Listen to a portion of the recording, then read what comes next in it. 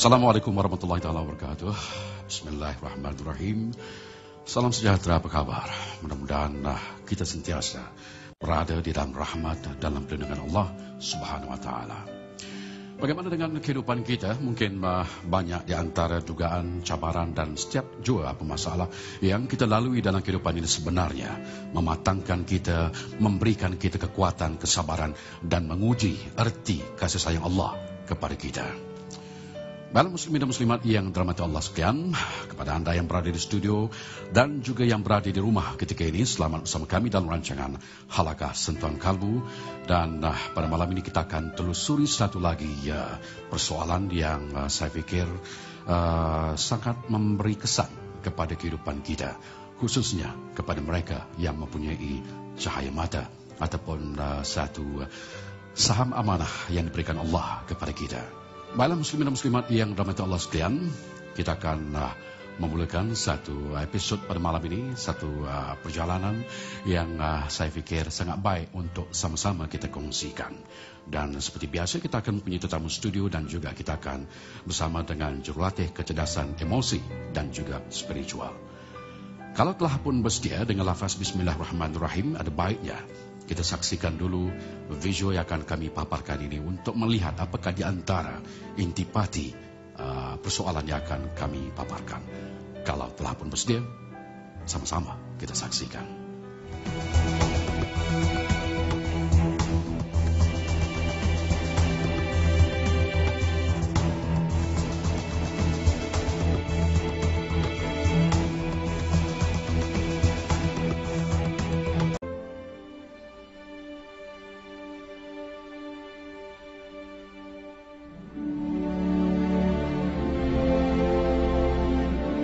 Alhamdulillah saudara, itulah tadi video yang telah pun sama-sama kita saksikan.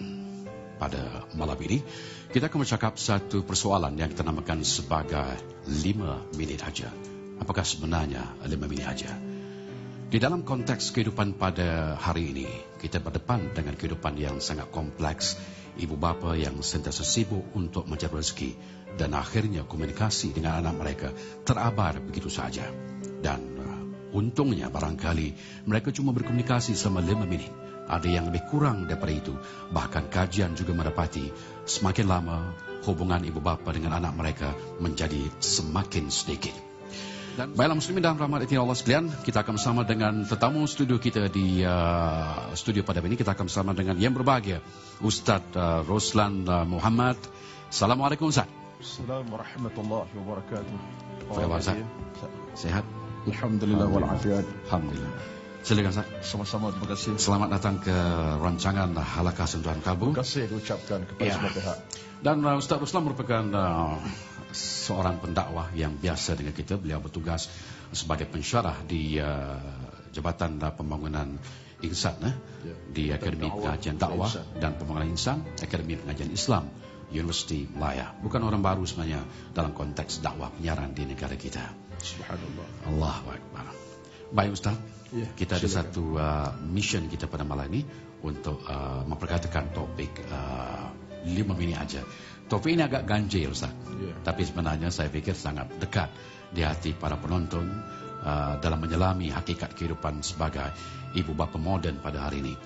Jadi mungkin dapat Ustaz jelaskan kepada penonton pada malam ini, mungkin sebagai soalan yang pertama, kalau kita lihat ibu bapa pada hari ini mempunyai kejayaan yang sangat aneh.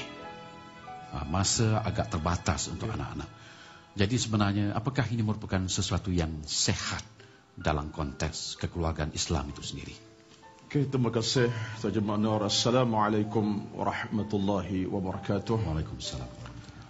Wassalatu wassalamu ala Rasulil Amin wa ala alihi wa sahbihi ajma'in, amma ba'd. Sidang penonton yang dirahmati Allah Subhanahu wa taala sekalian.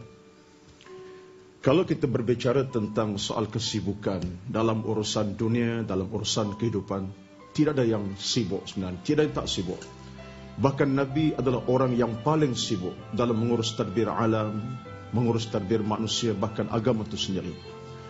Jadi kalau ditanya tentang apakah sehat namanya kesibukan seorang bapa sehingga anak-anak terabai, anak-anak hilang kasih dan sayang, anak-anak hilang tempat bergantungan, jawapan mudah tuan-tuan, tidak sehat. Sebab dalam konteks ajaran Islam kita, tuan-tuan, anak adalah merupakan amanah. Anak adalah merupakan pergantungan hidup kita siang dan malam. Antara tiga perkara yang kekal dalam kehidupan kita ialah waladin salihin yad'ulah. Anak yang soleh, Tuan Haji, yang mendoakan kita. Maknanya, kehidupan anak-anak bukan untuk dunia semata-mata, tapi untuk alam yang kekal abadi nanti. Kesannya daripada ibu bapa itu ada di sana masa anak-anak. Saya nak nyatakan kepada sidang penonton dirahmati Allah sekalian bahawa anak merupakan satu amanah yang memang Allah bebankan ke atas dan kepada kita. Sebab itulah kita dalam kehidupan beragama, antara luahan perasaan yang mesti kita abadikan dalam konteks kita sibuk sekalipun, mesti ingat dalam ungkapan surah Al-Furqan, Rabbana hablana min azwajina wa dhurriyyatina qurrata a'yun waj'alna lil muttaqina imama. Saya yakin itulah rintihan saya, rintihan Tuan Haji, bahkan rintihan semua umat Islam yang ada nilai agama dalam keimanan mereka kepada Allah, yang ada zuriat keturunan. Mereka nak cipta anak yang ada kekuatan iman dan taqwa. Dalam kontak dengan anak-anak ini bermaksud kesibukan kita yang paling utama ialah kesibukan mendidik, membangun, membina perwatakan anak-anak. Anak berjaya agama, itulah kejayaan di hari mendatang. Anak gagal dengan agama, walaupun berjaya akademik sekalipun, saya yakin akan menemui kegagalan. Kalau tidak anak gagal, ibu bapa akan menangis. Sebab itu ulama berkata, menangislah kamu sebelum anak kamu lahir. Tetapi kalau dah lahir kamu menangis, arti kamu akan menangis secara berpanjangan. Justru tuan-tuan, kesibukan kita mesti berasas kepada agama. Sibuk dengan dunia, tak ada siapa yang tak sibuk. Tetapi ingat, kesibukan dengan hukum hakam Allah ini, insyaAllah menelurkan anak-anak yang berjiwa agama dan iman, insyaAllah. Itulah kita harapkan. Wallahu a'lam, Tuan Haji. Ya. Terima kasih Ustaz. Satu huraian yang saya fikir sangat membantu untuk membuka ruang kepada kupasan kita pada malam ini. Jadi anak merupakan satu anugerah yang harus kita jaga, harus kita pelihara. Tapi bahkan ada tugas di situ besar, iaitu mendidik mereka. Baik Ustaz, bercakap tentang soal mendidik ini, saya teringat kepada satu, mungkin sedikit dapat berikan satu analogi. Haiwan yang bernama harimau akan sentiasa melatih anaknya supaya dapat memburu dengan tangkas, fokus dan juga dengan begitu mudah sekali. Jadi proses ini, harimau melakukan proses latihan kepada anaknya supaya mission anak itu akan tercapai. Tapi dalam konteks kehidupan manusia, kebanyakan ibu bapa hanya melahirkan anak. Kemudian proses pendidikan itu dibiarkan begitu saja, barangkali terabar begitu saja. Jadi apa kebimbangan yang dapat Ustaz rasakan kalau melihat kepada situasi seperti ini? Tuan-tuan ya, kita dalam soal bersama anak-anak yang merupakan cahaya mata kepada kita. Kita jangan bercakap dari sudut perasaan semata-mata, tetapi kita mesti pada hati, mata hati perasaan kita. Sebab soal kebangunan jiwa anak-anak, dia tidak cukup sekadar makanan yang diberikan, minuman yang dimasuk ke dalam rongga sendi mereka. Tapi ingat tuan-tuan, kebangunan anak-anak berasas kepada ilmu yang dicurahkan, perwatakan ibu bapa itu sendiri. Sebab anak nak melihat wajah mak bapa dalam konteks yang cemerlang, akal mak bapa dalam suasana yang baik, pribadi mak bapa, pribadi contoh. Hari ini tuan-tuan, kita lihat dalam konteks masyarakat, hati mana yang tak terasa Tuan Haji Mak Nur, bahkan sidang penonton sekalian, bila dengar anak-anak dilantung sampah, anak-anak dibuang dalam sikit tandas, hati mana yang tidak pernah hibur tuan-tuan? Itu merupakan manusia, bukan binatang.